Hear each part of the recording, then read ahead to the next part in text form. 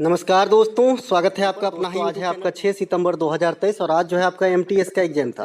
Third shift की exam समाप्त हो गई। थर्ड शिफ्ट के एग्जाम में जीके जीएस, करंट अफेयर और अंग्रेजी के जो भी वर्ड पूछे गए सभी प्रश्नों को लेकर के आ गया हूँ। दोस्तों, जैसा कि आप जानते हैं कि मैं आपको 100% ओरिजिनल प्रश्नों के साथ साथ इंपॉर्टेंट एक्स्ट्रा फैक्ट दूंगा। जो बच्चे कोई भी एग्जाम देंगे वहाँ पर ये फैक्ट आपको काम करेगा। सीधे कंप्यूटर के मोनीटर पर नजर आएंगे और मोनीटर आपका क्या होती है, आउटपुट या इनपुट डिवाइस। आप लोग मुझे कॉमेंट कर देना, ठीक है भैया। इसके अलावा मैं आपको बता दूं कि ये जो एमटीएस की एग्जाम चल रही है, हर शिफ्ट में 20+ क्वेश्चन मैंने आपको मिला के दिया है। ये मैं नहीं कहता हूं, जो बच्चे एग्जाम दे करके आए हैं वही बच्चे कहते हैं। इनकी प्रतिक्रिया आप कमेंट के माध्यम से देख सकते हैं या फिर टेलीग्राम पे जो ग्रुप है जहां पे 1200 के करीब बच्चे बतियाते हैं वहां पर भी इसकी देखी जा सकती है, पड़ताल की जा सकती है। तो जो बच्चे मुझे पर्सनल मैसेज करके पूछ रहे हैं कि ये पीडीएफ काम करेगा सर, तो ये मैं आपका कहना है कि ये पीडीएफ जो है मेरा 57 सीरीज वाला, ये आप उन बच्चों से ही पूछ लीजिए, मैं तो हाँ ही कहूँगा। चलिए शुरू करते हैं आज का ये वीडियो, है ना। पहला जो एक प्रश्न पूछा गया था कि पिंजर किसकी आत्मकथा है। भैया, जिस दिन आपका याद है अनफिनिश्ड ए मेमोरी पुस्तक पूछा गया था प्रियंका चोपड़ा की, उस दिन मैंने प्रेगनेंसी बाइबिल और अमृता प्रीतम की ये जो है आपका पिंजर पुस्तक बताया था। ये अमृता प्रीतम की है। अमृता प्रीतम अपने आप में एक अच्छी हस्ती हैं इंडिया के लेवल से,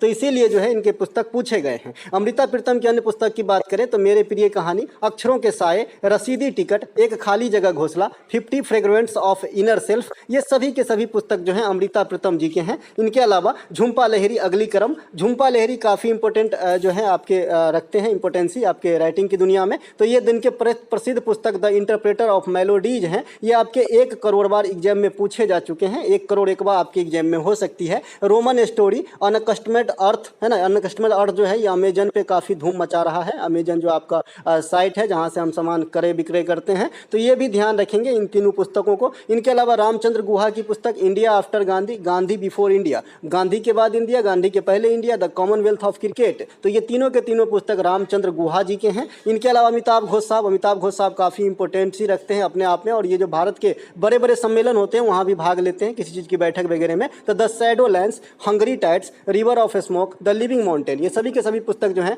अमिताभ घोष जी के हैं। देखिए, अमिताभ घोष जी की पुस्तक को पकड़ने का मैं एक तरीका बताता हूँ।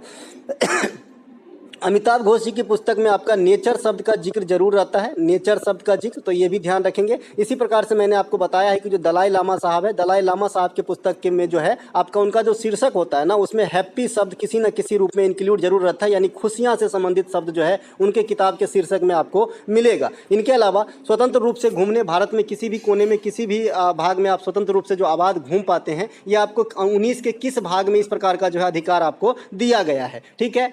देखिए, एक दिन दो दिन नहीं, ये हजारों दिन मैंने आपको पढ़ा रखा है 19 के 1 के डी में। अभी जो आपके सामने एक इमेज आएगा तो आपको फटाफट याद आ जाएगा। देखिए, मैंने आपको बता रखा है कि कई सारे आपके संविधान के अंदर ग्रुप ऑफ आर्टिकल्स हैं, जिसमें एक 19 है, एक 243 है और एक आपका 51 है। ये ग्रुप ऑफ आर्टिकल्स हैं, इसमें कोई एक ग्रुप नहीं है, ये मतलब अनुच्छेदों का समूह है। और इस पर मैंने एक अलग वीडियो भी बना दिया था। मेरा मानना है कि अगर आपको संविधान की अच्छी नॉलेज है तो किसी भी कॉम्पिटिटिव एग्जाम में, चाहे आप ग्रुप डी का दे रहे हो या फिर पीसीएस का दे रहे हो, कोई मायने नहीं रखता, आपके एग्जाम में 4 नंबर फिक्स है। ये कोई माई का लाल आपको नहीं काट सकता है 4 नंबर, अगर आपको संविधान की समझ है। तो जो बच्चे अभी अभी तैयारी करने आए हैं, अभी हमसे जुड़े हुए हैं, तो आर्टिकल वाला वीडियो जरूर देख लीजिएगा। इसमें आपको संविधान की अच्छी खासी पकड़ हो जाएगी, ठीक है भाई। तो जो आर्टिकल 19 है, इसमें बेसिकली 6 भागों में हम इसे बांटते हैं और अलग अलग चीजों की हमें अधिकार प्रदान करता है। इसे ओवरऑल हम प्रेस की स्वतंत्रता कह देते हैं, क्योंकि सबसे बड़ा जो है हमारा बोलने का अधिकार ही है इसमें, है ना। तो प्रेस की स्वतंत्रता हम इसे कह देते हैं, लेकिन ऐसा नहीं है, इसमें कई सारी चीजें। चलिए आइए देखते हैं एक एक करके।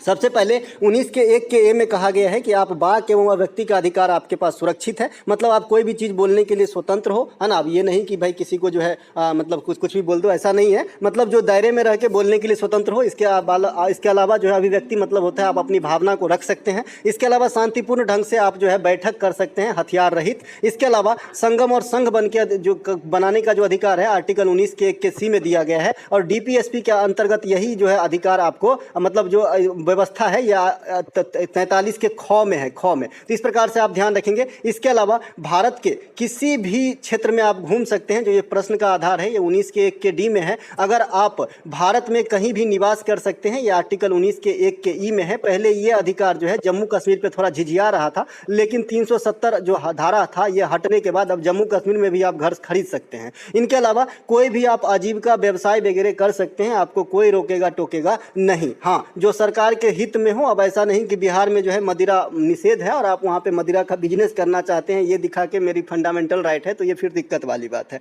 इसके अलावा मौलिक अधिकार भारत के संविधान के भाग 3 में है, अनुच्छेद 12 से 35 तक के बीच में वर्णित है। यूएसए के संविधान से लिया गया है, पहले 7 था, अब जो है मात्र 6 है ना। 6 है तो हटा कौन, तो संपत्ति के अधिकार को हटा दिया गया। और संपत्ति के अधिकार को जो हटाया गया तो कहाँ रखा गया, तो आर्टिकल 300 के ए में रखा गया। कब हटाया गया, तो 44वां संविधान संशोधन 1978 के द्वारा हटाया गया। तब से लेकर आज तक मात्र 6 मौलिक अधिकार हमारे पल्ले में रखा है। इसके अलावा अनुच्छेद 14 से 18 अब इसे कैटेगराइज कर दिया गया है मौलिक अधिकार के अंतर्गत भी। तो 14 से जो 18 है ये समानता का अधिकार है, इक्वलिटी का राइट देता है, जिसमें 14 आपका समता का अधिकार है, 15 जो है जाति धर्म लिंग नेम आदि के आधार पर कोई विभेद नहीं करेगा। आपने आर्टिकल 15 एक पिक्चर है आयुष्मान खुराना का देखा ही होगा। 16 जो है अफसरों की समानता है, 17 जो है छुआछूत का अंत है, 18 जो है प्रेस की स्वतंत्रता है। इसके अलावा माफ कीजिएगा उपाधियों का अंत है। इसके अलावा 19 से 22 जो है ये स्वतंत्रता का अधिकार है, जिसमें 19 आपने पढ़ लिया तो 20 बच गया। 20 सजा आदि के मामले में छूट है। 21 को हम प्राण एवं दैहिक स्वतंत्रता का अधिकार कहते हैं या फिर निजता का अधिकार कहते हैं। आर्टिकल 21 का ए जो है इसमें 6 से 14 वर्ष तक के बच्चों के लिए निःशुल्क शिक्षा की व्यवस्था की गई है, जो आपको 2002 में ऐड किया गया था, 86वां संविधान संशोधन के द्वारा ऐड किया गया था। इसके अलावा आपका बच गया 22 भी सजा आदि के मामले में छूट से संबंधित है। इसके अलावा आपका आ जाता है 23 और 24, ये शोषण के विरुद्ध 2 अधिकार है, जिसमें 23 जो है ये मानव तस्करी पे रोक बताता है और 24 जो है ये बाल श्रम पे निषेध बताता है कि 14 वर्ष से कम उम्र के बच्चे को किसी कल कारखाने में काम पे नहीं लगाया जाएगा। आर्टिकल 25 से 28 जो है ये आपका धार्मिक स्वतंत्रता है। धार्मिक स्वतंत्रता इसके अंतर्गत आप जो है कोई भी धर्म मान सकते हैं। भारत एक धर्मनिरपेक्ष देश है, ये आप भी जानते हैं, हम भी जानते हैं। इसके अलावा अगर आप धार्मिक कार्य पे कुछ भी खरीद किए हैं, कोई मतलब खर्च किए हैं, तो आप पे टैक्स इंपोज नहीं किया जाएगा सरकार के द्वारा। यह आर्टिकल 25 से 28 के अंतर्गत ही वर्णित है। इसके अलावा आर्टिकल 29 और 30 जो है ये आपका अल्पसंख्यक हित से है, तो इसे भी ध्यान रखेंगे। और आर्टिकल 32 जो है ये संवैधानिक उपचारों के अधिकार से संबंधित है। भीमराव अम्बेडकर ने इसे संविधान का आत्मा कहा है। इसी के तहत सुप्रीम कोर्ट रिट जारी करते हैं और इसी के तहत जो है आम आदमी अपने मौलिक अधिकार का हनन होने पर सुप्रीम कोर्ट जा सकते हैं। तो ये सब बात ध्यान रखेंगे। इसके अलावा आर्टिकल 31 जो बच गया ना वो निरसित हो गया है, क्योंकि आर्टिकल 31 में पहले संपत्ति का अधिकार रखा गया था, तो खमाने हट गए यहाँ से।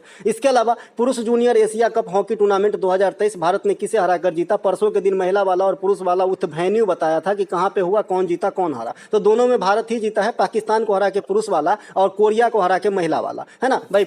महिला जूनियर हॉकी चैंपियनशिप 2023 जो है ये महिला जीती है, इंडिया की महिला। इसके अलावा किसको हरा के, तो कोरिया को हरा के। और टूर्नामेंट कहाँ पे हुआ था, तो जापान में। और जो पुरुष वाला टूर्नामेंट हुआ था ये ओमान में, पाकिस्तान को हरा के भारत जीते हैं। देखिए भारत जो चीज जीते हैं वो इंपोर्टेंसी रखती है आपके एग्जाम में। पिछले कल भी तीनों शिफ्ट में क्वेश्चन यहां से आए और आज भी आए हैं। तो भारत जो है आईसीसी अंडर 19 महिला वर्ल्ड कप भी जीती है ना, इंग्लैंड को हरा के। तो ये बात भी ध्यान रखेंगे, महिला वाला फर्स्ट एडिशन था और साउथ अफ्रीका में हुआ था ये, ठीक है। इसके अलावा भारत जो है अभी डायमंड लीग जीत लिए हैं आपका नीरज चोपड़ा, तो इसे भी ध्यान रखेंगे। इसके अलावा सैफ चैंपियनशिप 2023 जो हुआ है ये भारत के बंगलुरु में हुआ है और विजेता कौन रहा है, तो भारत ही रहा है। किसे हरा के, कुवैत को हरा के। देखिए मैं कोई बाबा ही नहीं लूट रहा है, ये जो करंट अफेयर के प्रश्न टकरा रहे हैं ना, तो जो सीजीएल का आपका आया था, है ना, मैंने 156 प्रश्न या 126 प्रश्न का एक लंबा सीरीज बना दिया था कि सीजीएल 2023 में जितने भी करंट अफेयर पूछे गए उसमें मसाला लगा के, यानी करंट मतलब इंपोर्टेंट फैक्ट के साथ जो पढ़ाया था वहीं से सारे क्वेश्चन आ रहे हैं आपके स्पोर्ट्स से, उसके बाहर नहीं आ रहे हैं। इसके अलावा काली मिट्टी भारत के किस क्षेत्र में पाई जाती है। देखिए मैं बार बार बताते आया हूँ कि भारत जो है हमारा ऐसा भी शेप पे हमारा तमिलनाडु है और ये वाली पार्ट जो है यहाँ पे आपको काली मिट्टी नजर आएगी, यानी प्रायद्वीपीय भारत में आपको काली मिट्टी नजर आएगी। प्रायद्वीपीय भारत आपका जो है ऑप्शन में दिया गया था और यही राइट आंसर हो जाएगा।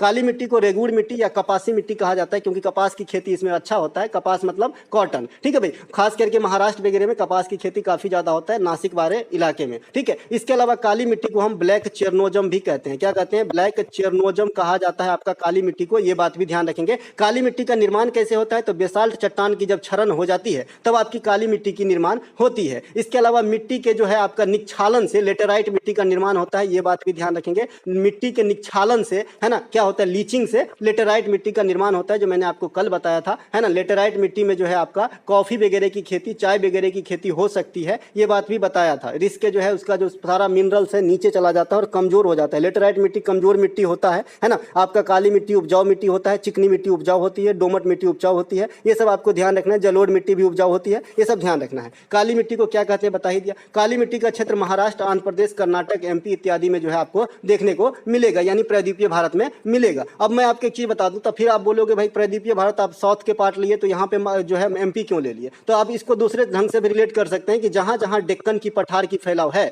डेक्कन की पठार की फैलाव है, वहां वहां आपको काली मिट्टी की नजर आएगी। अब देखिए रिलेशन बनाना जो है आपको आना चाहिए, चीजों को याद रखने में सहूलियत होती है। मैंने आपको बताया कि जो डेक्कन के पठार है इंडिया में 8 स्टेट से गुजरती है, तो अधिकांश स्टेट में जहां पे डेक्कन की पठार गुजरती है वहां पे आपको काली मिट्टी देखने को मिल जाएगी। और बेसाल्ट चट्टान की क्षरण से बनती है, तो बता ही दिया। इसके अलावा निम्नलिखित में से कौन बांसुरी वादक है? ऑप्शन में आपका हरिप्रसाद चौरसिया जी दिया गया था, बहुत ही फेमस बांसुरी वादक है और काफी कॉमन क्वेश्चन पूछा गया है, तो हरिप्रसाद चौरसिया राइट आंसर हो जाएगा। पन्नालाल घोष, हरिप्रसाद चौरसिया, ये बांसुरी के जो है महान वादक है। पंडित रविशंकर, अनुष्का शंकर, अरविंद पारेख, निखिल बनर्जी, बुद्धादित्य मुखर्जी, ये सितार के जो है प्लेयर है, तो इनको भी ध्यान रखेंगे। इनके अलावा पंडित रविशंकर साहब का क्या ही कहना है, इनके बारे में काफी कुछ कहने के हैं और जो सारा चीज बता चुका हूं मैं। पंडित रविशंकर साहब को 1999 में भारत रत्न दिया गया। पंडित रविशंकर साहब को 1968 में पहला ग्रैमी अवार्ड भारत की तरफ से जीतने वाले बने थे, वेस्ट मिड्स ईस्ट के लिए। इसके अलावा पंडित रविशंकर साहब को ग्रैमी अवार्ड हो गया पहली बार और भारत रत्न भी हो गया, तो ये बात भी आपको ध्यान रखना है। इसके अलावा जो आपका बिस्मिल्लाह खां है, शहनाई के वादक हैं, 2001 में भारत रत्न दिया गया था। बिस्मिल्लाह खां को भारत रत्न, पद्म श्री, पद्म विभूषण, पद्म भूषण सब मिले हैं। ये बिहार के रहने वाले थे बिस्मिल्लाह खां साहब, बिहार के, है ना। इनकी मृत्यु अब हो चुकी है। पंडित राम नारायण, सबरी खान, सुकुर खान सारंगी वादक हैं, तो इन्हें भी ध्यान रखेंगे। टी.एच. विनायक आपका घाटम प्ले करता है। तोताराम पखावज, अन्नपूर्णा देवी आपका सुरबहार, यू कृष्णन आपका मेंडोलिन प्ले करते हैं, तो ये बात भी आपको ध्यान रखना है। इसके अलावा एपीजे अब्दुल कलाम साहब बीना बजा लेते थे, अकबर जो है नगारा बजा लेते थे, तो ये सब भी जो है थोड़ा कॉमन जो नहीं है बजाने में, उनको भी ध्यान रखना है। एपीजे अब्दुल कलाम साहब भी बजा लेते थे बीना अच्छे। इनके अलावा द फॉल ऑफ स्पैरो किसके द्वारा लिखा गया प्रमुख पुस्तक है? पुस्तक से 2-3 क्वेश्चन पूछ ले रहे हैं, तो सलीम अली के द्वारा लिखा गया है। जैसे मैंने आपको बताया कि बर्ड मैन ऑफ इंडिया जो है ये आपको सलीम अली को कहा जाता है, तो यहाँ से आप स्पैरो से पकड़ सकते थे, जिनको अगर याद नहीं हो। इनके अलावा भारत का पक्षी मैन सलीम अली को कहा जाता है। सलीम अली नेशनल पार्क कहाँ है? तो जम्मू कश्मीर में है, तो इन्हें भी ध्यान रखेंगे। भारत का missile man APJ Abdul Kalam साहब को कहा जाता है। रॉकेट मैन किसे कहा जाता है? तो के सिवन, इसरो के पूर्व चीफ को कहा जाता है। टाइगर मैन किसे कहा जाता है? कैलाश सांखला को कहा जाता है। जल मैन किसे कहा जाता है? राजेंद्र को कहा जाता है। और पैडमैन किसे कहा जाता है? तो अक्षय कुमार को कहा जाता है। कहा नहीं जाता भाई, आपको कोई काम का नहीं है पैडमैन। इसके अलावा चिपको आंदोलन के जनक कौन है? सुंदरलाल बहुगुणा और गौरा देवी, तो दोनों को ध्यान रखेंगे। चिपको आंदोलन आने के लिए तैयार हो चुके हैं, एग्जाम के अंदर काली जवान मेरी ये छपेगी जरूर, ठीक है। चिपको आंदोलन अब आने के लिए तैयार हो चुके हैं, जैसे मैंने नाटू नाटू सॉन्ग को बताया था कि तैयार हो चुके हैं, आ गया ना भाई साहब। हसरा बताया था ना तैयार हो चुके हैं, आ गया ना आज, है ना। तो ऐसे ही ये भी अब तैयार हो गए हैं, पक गए हैं, आ जाएंगे एग्जाम में। इसके अलावा अगर आपसे कोई पूछे कि चिपको आंदोलन के जैसे ही राजस्थान में कौन सा आंदोलन हुआ, तो आपको बताना है भाई, है ना। राजस्थान में जो मतलब कौन रहे जुड़े हुए इनसे, तो आपको बताना है अमृता देवी बिश्नोई। इनके नाम पे एक पुरस्कार भी दिया जाता है, अमृता देवी बिश्नोई वन्यजीव संरक्षण पुरस्कार। तो ये मध्य प्रदेश के सरकार भी देते हैं और आपका केंद्र सरकार भी देते हैं। देखिए मध्य प्रदेश का सरकार तानसेन सम्मान, अमृता देवी बिश्नोई पुरस्कार और इसके अलावा आपका जो है कालिदास सम्मान देते हैं। तो तीनों बात आपको ध्यान रखना है, यहाँ से भी क्वेश्चन पूछे जा चुके हैं। देखिए दोस्तों जो फैक्ट है ना मौखिक रूप से वो भी काफी काम के हैं, तो ऐसा नहीं कि खाली लिखा हुआ पे ही ध्यान दीजिए, मेरी बातों पर भी ध्यान दीजिए। देखिए दोस्तों मेरा एक ही मकसद है, मैं यूट्यूब पे सिर्फ इसलिए आया, और आया क्या, प्रभु ने मुझे लाया है। कैसे लाया है जरा एक मिनट आपका समय लूंगा। मैं क्यों आया यूट्यूब पे, कैसे आया, ये थोड़ा सा मैं आपको आज शेयर कर ही देता हूँ। देखिए जब कोरोना लगी थी ना, जब कोरोना आपका आया था ना, तो मैं एक रेल कर्मचारी हूँ जैसा कि आप जानते ही हैं। तो जो 3 महीना जो है ना, 3 मंथ के लिए पूरा ट्रेन बंद हो गया था महाराष्ट्र के अंदर, और सब जगह बंद हुआ था, पूरे देश में ही बंद हुआ था, देश क्या पूरे विदेश में भी बंद हुआ था। तो 3 महीने घर पे अकेले रहते रहते कोई काम नहीं था मेरे पास, मैं कुछ भी नहीं कर पा रहा था। तो मैं क्या करूं, तभी मैं जो है इस पे एक्टिव हुआ और मैं जो है आप लोगों के लिए सोचने लगा। और थोड़ा उस समय ज़्यादा नहीं मिला मुझे, ज़्यादातर कोई भी बच्चे नहीं आते थे। फिर बाद में क्या हुआ, एनटीपीसी का एग्जाम हुआ, उसमें मैं एक दिन ना अपने तरीके से प्रैक्टिस सेट जो है थोड़ा सा दे दिया कि भाई ये एनटीपीसी का है, जिनका एग्जाम है देखिए। उसके 2000 व्यू आए और जो बच्चे आए वो फिर कभी गए नहीं, क्योंकि बहुत सारे क्वेश्चन टकरा गए। तब से मैं जो है एक्टिव हूँ इस पे, और पिछले कई सारे एग्जाम में मैं आपके लिए काम कर रहा हूँ, और इसकी फायदा आपको भी मिल रहा है और मुझे तो मिल ही रहा है, ऊपर वाले देने वाले हैं भाई। इसके अलावा कौन सा नृत्य छऊ नृत्य के लिए संगीत नाटक अकादमी से मान्यता प्राप्त नहीं है? तो छत्तीसगढ़ आपके ऑप्शन में था। ऑप्शन छत्तीसगढ़ में कोई भी छऊ नृत्य जो है मान्यता प्राप्त नहीं है कि यहीं पे होती है। होते होंगे लेकिन यहाँ का जो है फेमस नहीं है। इसके अलावा अगर छत्तीसगढ़ ऑप्शन में है तो यही छांटने लायक था। बाद बाकी आपके 3 ऑप्शन जो है झारखंड, सरायकेला, है ना, झारखंड में सरायकेला का छऊ कहा जाता है, पश्चिम बंगाल में पुरुलिया का छऊ कहा जाता है और उड़ीसा में मयूरभंज का छऊ जो है प्रसिद्ध है। छऊ नृत्य जो है भारतीय संस्कृति मंत्रालय के द्वारा इसे जो है शास्त्रीय संगीत का दर्जा नहीं, हाफ शास्त्रीय संगीत का दर्जा दिया गया है। इसीलिए अभी भी शास्त्रीय संगीत इंडिया में, माफ कीजिएगा, शास्त्रीय नृत्य 8 ही हैं, तो ये बात भी ध्यान रखेंगे। और शास्त्रीय भाषा 6 है जो मैंने आपको बता ही दिया है। ये आपके सामने हमारे नृत्य वाले जो PDF है या फिर नृत्य वाले जो वीडियो है उनका कटिंग आपके सामने है। छऊ नृत्य जो है ना, इसमें मुखौटा जो दर्शाया जाता है। ऊर्जावान मार्शल आर्ट गतिविधियां छऊ नृत्य की मूल विशेषता है। इसके अलावा ये 3 जगह का जो सरायकेला, मयूरभंज और पुरुलिया बताया, यही चीज़ यहीं पे लिखा है। छऊ नृत्य में जो मुखौटा का प्रयोग नहीं किया जाता है, ये भी क्वेश्चन आपसे पूछा है कि कहाँ के छऊ नृत्य में मुखौटा का इस्तेमाल नहीं होता है, तो आप कहेंगे जो आपका मयूरभंज का छऊ है वहाँ पे मुखौटा का इस्तेमाल नहीं होता है। ये कहाँ पे लिखा है भाई, कहाँ पे लिखा है? यहाँ पे लिखा है, यहाँ पे लिखा है। इसके अलावा छऊ नृत्य के कुछ प्रमुख कलाकार जिसे हाल फिलहाल में अवार्ड मिले, जैसे सुरेंद्र नारायण देव, इसे 1991 में पद्मश्री मिला था। इसके अलावा केदारनाथ साहू 2005 में मिला था, श्यामा चरण 2006 में मिला था, शशिधर आचार्य को भी मिला है, तो ये सब ध्यान रखेंगे। इनके अलावा कौन सा राज्य गरीबी सूचकांक 2022 में टॉप 10 में नहीं आते हैं? ठीक है भाई, तो जो आपका मल्टी डायमेंशनल पॉवर्टी इंडेक्स है, MPI है ना, तो इसके थ्रू जो आपका गरीबी के अनुमान लगाए गए, तो इसमें जो है टॉप 10 स्टेट में आपका कोई महाराष्ट्र वगैरह होगा, कर्नाटक, केरला वगैरह होगा जो नहीं आएगा, क्योंकि ये सब अमीर राज्य हैं भाई। तो जो गरीब राज्य है यहाँ आपके सामने दिख रहे होंगे, ये है गरीबी रेखा में आने वाले। बिहार है सबसे ज़्यादा गरीब, झारखंड, मेघालय, मध्य प्रदेश, उत्तर प्रदेश, असम, ओडिशा, छत्तीसगढ़ और राजस्थान। तो ये जो आपके टॉप 10 के जो है गरीबी रेखा में आने वाले राज्य हैं, यहाँ से भी आपके काम आ जाएंगे क्वेश्चन। इसके अलावा TC फ्लाई काटने से कौन सा बीमारी, तो जो मधुमक्खी होती है ना, सिकता मक्खी कहते हैं इसे हिंदी में, ये सोने की बीमारी के लिए जो है काम आते हैं, मतलब काम नहीं आते हैं भाई, दुख देते हैं। इसके अलावा रासायनिक अभिक्रिया को दिखाने के लिए जॉन डाल्टन ने 1808 में कौन सा नियम दिया था? तो परमाणु का अविभाज्य सिद्धांत आप सभी जानते हैं कि परमाणु ने कहा कि भाई, डाल्टन ने कहा कि परमाणु का विभाजन संभव नहीं है, ये संभव नहीं है, पॉसिबल नहीं है, ये सबसे छोटे कण है। लेकिन बाद में इन्हीं को भी खंडित करते हुए डाल्टन महोदय का जो इस बात को खंडित कौन किया? तो अलग अलग वैज्ञानिक किए, जिसमें जे थॉमसन ने इलेक्ट्रॉन की खोज कर डाले, प्रोटॉन की खोज रदरफोर्ड और गोल्डस्टीन दोनों की मदद से हुआ, न्यूट्रॉन की खोज जेम्स चैडविक ने किया था। इसी कारण जेम्स चैडविक को नोबेल पुरस्कार भी दिया गया था। इलेक्ट्रॉन पे कैसी चार्ज होती है? तो निगेटिव, प्रोटॉन पे पॉजिटिव, और न्यूट्रॉन पे कैसा चार्ज होता है? तो कोई चार्ज नहीं। आप इसे अल्फा बीटा गामा से भी रिलेट कर सकते हैं। अल्फा बीटा गामा, अल्फा पे पॉजिटिव, बीटा पे निगेटिव और गामा पे कोई चार्ज नहीं होती है। और ये तीनों के तीनों कण जो है अल्फा बीटा गामा, ये रेडियो सक्रियता के दौरान उत्पन्न होती है, जिसमें गामा किरण की भेदन क्षमता सबसे अधिक होती है। तो ये बात भी आपको ध्यान रखना है। इसके अलावा नील्स बोर ने भी परमाणु का मॉडल दिया है, जो आपके एग्जाम में आते हैं। इसके अलावा किसी भी देश में मुद्रा का क्या प्रमुख कार्य है? तो भाई ऑप्शन तो नहीं है, लेकिन मुद्रा के कई सारे कार्य है, जिसमें सरकार के लिहाज से देखे तो सबसे बड़ी कार्य है वस्तु विनिमय प्रणाली। वस्तु विनिमय प्रणाली कि भाई आप मुझे पेट्रोल दो, मैं जो है अपना पैसा दूंगा, ठीक है। तो वस्तु विनिमय प्रणाली आपको जो है राइट आंसर हो जाएगा। हड़प्पा काल में भी वस्तु विनिमय प्रणाली प्रचलित थे, ये बात भी ध्यान रखेंगे। नहीं तो ऐसा नहीं कि उस समय किसी को नॉलेज नहीं था भाई, नॉलेज था भाई, वो लोग जो है शुद्ध व्यापारी थे भाई। इसके अलावा मुद्रा का प्रमुख कार्य वस्तुओं की लेन देन, वस्तु विनिमय, राष्ट्रीय आय का अनुमान लगाना, ये सब हो जाएगा, आपका मुद्रा का काम हो जाएगा। इसके अलावा मुद्रा आपूर्ति के चेन में कौन कौन से स्लैब यूज किए जाते हैं? तो M1, M2, M3, M4। अगर आपसे कोई पूछे कि बाजार में या फिर देश में सबसे कम मुद्रा कौन से होंगे, तो आप कहेंगे M4। सबसे अधिक मुद्रा कौन से होंगे? तो M1। M1 में जो आप ऐड करते जाएंगे तो दूसरा मुद्रा आता जाता है। M1 कॉमन है। M1 क्या होता है? आपके पास जो पैसे पड़े हैं, मेरे पास जो 2-4 रुपए पड़े हैं, बैंक में जो नगद पड़े हैं, ये सब M1 में आ जाता है, ठीक है भैया। इसके अलावा देश का राजस्व व्यय सबसे अधिक किस पर होती है? आपके ऑप्शन में वेतन दिया गया था सबसे बड़ा, तो वेतन ही हो जाएगा। वैसे क्रूड ऑयल पे भी होता है ना,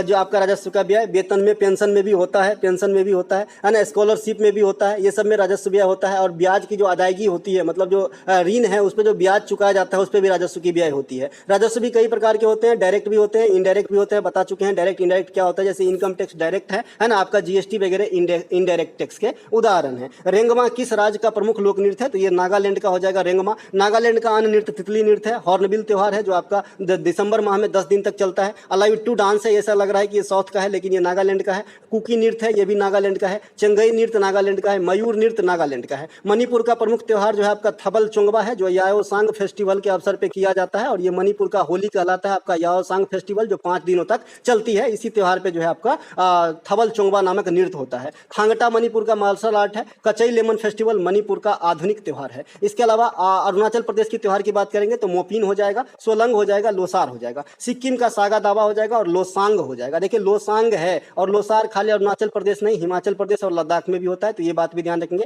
लद्दाख में स्पुतनिक, गस्तर और हेमिस भी होता है, तो ये बात भी ध्यान रखेंगे। ठीक है भाई, ये सब त्यौहार ध्यान रखेंगे। इनके अलावा स्वराज शब्द का इस्तेमाल दादा भाई नौरोजी ने कांग्रेस के किस अधिवेशन में किया? आज ही बताए थे। तो ये आपका कांग्रेस के कोलकाता अधिवेशन में किए थे, जहां पे आपका प्रश्न पूछा गया था कि भाई 26 जनवरी 1930 का क्या इंपोर्टेंस है, वहीं पर मैंने इसकी जिक्र कर लिया था, क्योंकि मुझे पता है कि क्वेश्चन कहां से आएगा। बहुत दिन बिताए हैं हम इसमें भैया, बहुत दिन, है ना। इसके अलावा एक ही मोटो है दोस्तों कि जो बच्चे मेरे पे विश्वास करते हैं, मेरे से जुड़े हुए हैं, उनसे कोई भी छल कपट नहीं किया जाए। मुझे जितना आता है मैं चाहता हूं आपको आए और आप जो है अपने लिए, अपने परिवार के लिए खुशी का कारण बने, क्योंकि मुझे पता है कि सरकारी नौकरी की तैयारी जनरली मध्यम वर्ग या निम्न वर्ग के बच्चे ही करते हैं। जैसे मैं निम्न वर्ग से आता हूं तो मैं भी किया हूं, है ना, और मैं जानता हूं कि क्या इंपोर्टेंसी, क्या जो है इनकी जरूरत होती है, क्या और कितनी जरूरत होती है। आप एक नौकरी, एक परमानेंट जो है आपके फिक्स इनकम की कितनी जरूरत होती है एक परिवार में, ये इससे मेरे से बेटर और कोई नहीं जानता होगा। दोस्तों मैं जब पढ़ता था तब भी मैं ऐसे ही था, और आज जब मैं नौकरी में आज करीब 8-9 साल से हूँ तब भी मैं ऐसा ही हूँ, क्योंकि जिम्मेवारी ही इतनी है।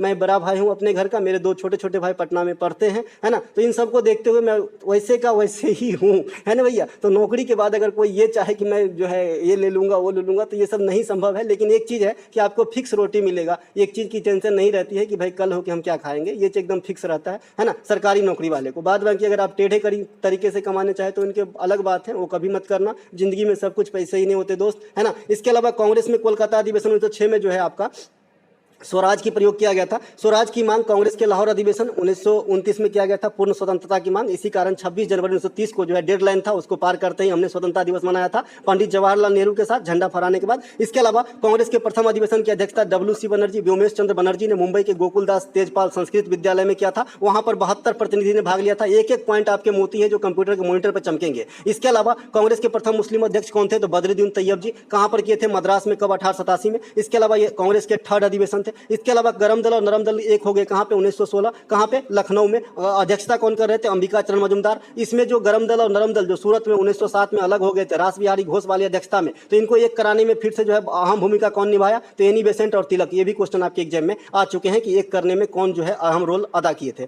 कांग्रेस के कोलकाता अधिवेशन में राष्ट्रीय गीत और राष्ट्रीय गान भी गाया गया, लेकिन फर्क इतना है कि जो राष्ट्रीय गान है ये आपका गाया गया जी कब? 1906 में, और राष्ट्रीय गीत जो है ये 1896 में गाया गया था। तो राष्ट्रीय गीत जो है ये आपका बंकिम चंद्र चटर्जी ने लिखे हैं, और राष्ट्रीय गान जो है ये आपका रविन्द्रनाथ टैगोर ने लिखे हैं। इसके अलावा अस्थाई बंदोबस्त कर्नवालिस ने कब लगाया, पूछा गया है, तो ये 1793 में बताया था अस्थाई बंदोबस्त। अब मैं ऐसे ही नहीं कहा है कि 20+ क्वेश्चन मिला के दिया, अब तक एक भी क्वेश्चन ऐसा नहीं है जो नहीं बताया मेरे दोस्त, है ना। अस्थाई बंदोबस्त बंगाल बिहार में लगाया गया था। इसके अलावा रैयतवाड़ी व्यवस्था थॉमस मुनरो के द्वारा मद्रास में लगाया गया था 1820 में, है ना। देखिए थॉमस मुनरो और हेक्टर मुनरो, इन दोनों में कंफ्यूजन रहता है। तो हेक्टर मुनरो जो है ये आपका 1764 में जो बक्सर का युद्ध हुआ था ना, उसमें अंग्रेज की तरफ से लड़े थे, और थॉमस मुनरो जो है ये रैयतवाड़ी व्यवस्था लगाने वाले अंग्रेज थे। ठीक है, तो दोनों बात ध्यान रखेंगे, वो 1820 है, वो 1764 है, तो काफी जमीन आसमान का फर्क है। एगो राज हड़प नीति है जो डलहौजी ने किया था, ये कब किया था? 1848 में। सबसे पहले किसको हड़पा था? तो सतारा को, बाद में नागपुर झांसी को भी हड़प लिया था। बंगाल विभाजन कब हुआ था? 1905 में, करजनवा के समय। इसके अलावा बंगाल विभाजन निरस्त कब हुआ था? लॉर्ड हार्डिंग के समय। तो इसे भी ध्यान रखेंगे। कुछ ऐसे अंग्रेज भी है जिसे लॉर्ड कहने का मन करता है, जैसे आपका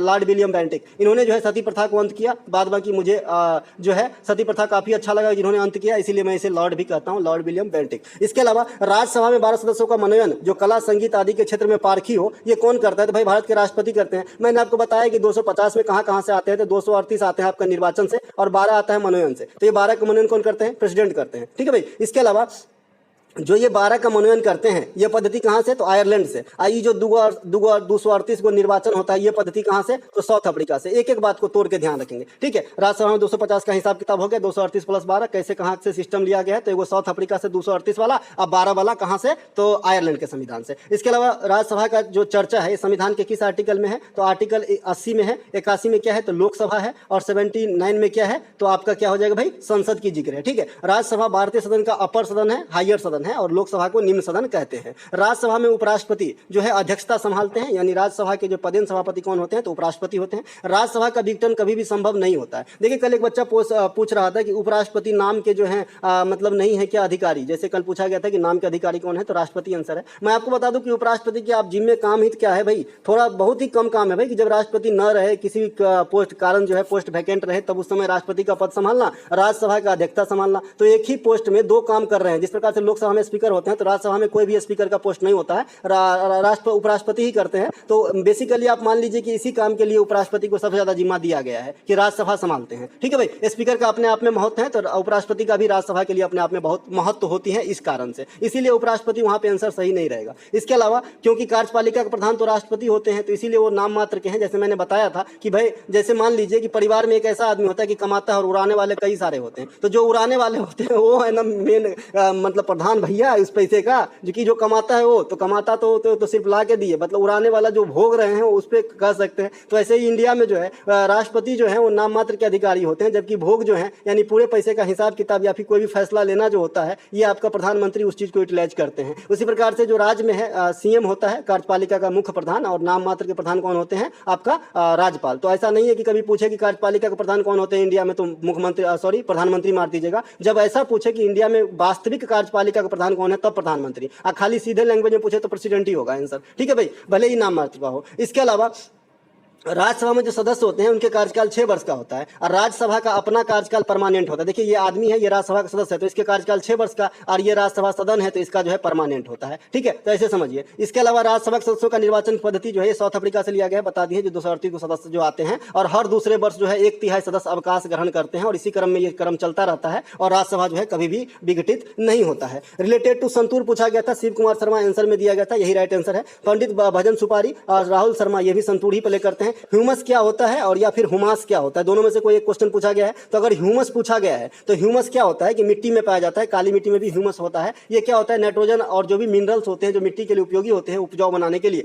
ये सब आपका ह्यूमस में पाया जाता है। ठीक है, इसके अलावा व्हाट इज हुमास, अगर हुमास पूछा गया होगा तो हुमास क्या है कि इस्लामी ग्रुप है, कहाँ का, फिलिस्तीन का। तो ये बात भी आपको ध्यान रखना है। एक आपसे पूछा गया है मे डैम मे फी किस स्टेट की फेस्टिवल है, तो मे डैम मे फी ये क्वेश्चन मैंने नहीं बताया है, ये क्वेश्चन मैंने नहीं बताया है, ये क्वेश्चन मैंने नहीं बताया है, जो नहीं बताया हूं नहीं बताया हूं है ना। एक आध तो छूटेगा ही, अब 2500 का 25 बता दूंगा तो कल ही एसएससी वाले ले जाएंगे मुझे, है ना। तो मैडम विद फी जो है ये किस स्टेट की फेस्टिवल है, ये असम की है। इस त्योहार को असम में प्रत्येक वर्ष 31 जनवरी को सेलिब्रेट करते हैं, फिक्स डेट है। जैसे प्रकार से मकर संक्रांति का फिक्स डेट है 14 या 15 जनवरी, उसी प्रकार से इसका भी फिक्स डेट है। इसके अलावा असम का अन्य त्योहार कौन कौन सा है भाई, तो सागर मिसावा है, खेराई पूजा है, मिसिंग जनजाति के द्वारा एक और त्योहार होता है अली ए लिलंग। तो ये जो है ध्यान रखेंगे, आने वाले शिफ्ट में टेढ़ा करके एग्जामिनर ने पूछा है तो टेढ़ा करके ही पूछेगा। अलग अलग और फेस्टिवल कौन से हैं, तो बिहू है, बगुरम्बा है, बिछुआ है, अंबुबाची मेला है, माजुली फेस्टिवल है, ये सभी के सभी असम में सेलिब्रेट किए जाते हैं दोस्तों, है ना। ये जो सीधे सीधे त्योहार है, ये अंबुबाची मेला भी आए थे तो कुछ कहा नहीं जा सकता, दोनों याद रखिएगा, ऊपर नीचे दोनों असम के रिलेशन में। इसके अलावा देखिए ये क्वेश्चन मुझे समझ में नहीं आया क्या लिखे हैं, ये साइठोबा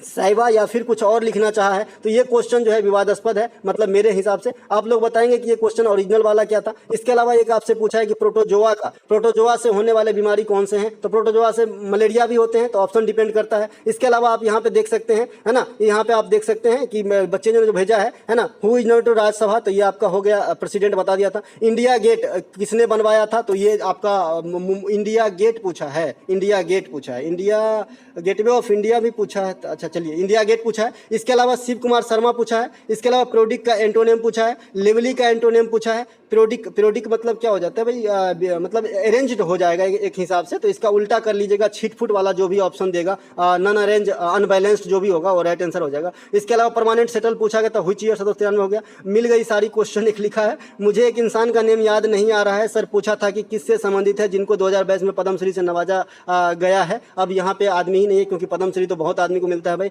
इसके अलावा रेखा दावा डांस, यही रेंगमा पूछा था, जो यहाँ पे मैंने नागालैंड में बताया है। तो बच्चे को थोड़ी टूटी फूटी भाषा में भी याद रहता है भाई, तो इनको जो है थोड़ा बहुत देखना पड़ता है। तो ये पूछा गया था। तो दोस्तों आज के ये थर्ड शिफ्ट में आए क्वेश्चन का एनालिसिस था। अगर आपको अच्छा लगे तो लाइक कीजिएगा। ये पीडीएफ आपको टेलीग्राम चैनल और पीडीएफ में जो आप पे ग्रुप में है वहाँ पे भी मिलेगा। मिलेंगे हम अगले वीडियो में। और दोस्तों जो प्रैक्टिस सेट का वीडियो है 2 दिन से नहीं ला पा रहा हूँ, टाइम थोड़ा प्रॉब्लम दे रहा है मुझे, टाइम की थोड़ा काफ़ी अभाव चल रही है। 51 हो गए हैं, 6 क्लास और होंगे, मैं जल्दी ही आपको करा दूंगा। जिस दिन आपका एमटीएस का एग्जाम नहीं रहूंगा उस दिन 2-2 3-3 क्लास करके जो है इसे निपटा लूंगा। फिर एसएससी जीडी की वैकेंसी आ गई है, तो हम जीडी के लिए जल्द ही क्लास लॉन्च करने वाले हैं। जीडी के जो क्लास होंगे उसमें आपके इंग्लिश के भी सवाल रहेंगे, 10 सवाल पर वीडियो में। और जीडी के आपका 30 वीडियो आएगा। और इसके बारे में हम विशेष बात आपको जो है एक वीडियो के माध्यम से बताऊंगा। जिस प्रकार से मैंने 57 सीरीज चलाया और आपको जो है एमटीएस में फायदा दिलाया, ये एमटीएस ही नहीं मानिए, इसे सीजीएल वाले भी पढ़े, जो भी आपके एसएससी निर्मित एग्जाम है सब पढ़े। यूँ कहे तो जीडी वाले को भी काम आएगा, लेकिन जीडी के लिए एक स्पेशल लाऊंगा, क्योंकि जीडी में जो है अंग्रेजी और हिंदी भी पूछते हैं, तो उनको भी इंक्लूड करूंगा। तो मिलेंगे हम अगले वीडियो में, तब तक के लिए जय हिंद।